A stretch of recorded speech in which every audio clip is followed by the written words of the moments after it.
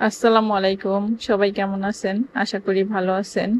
আজকে আমি ঘরে বানিয়েছি। দেখেন মাশাআল্লাহ অনেক মজা হয় খেতে সিঙ্গারা।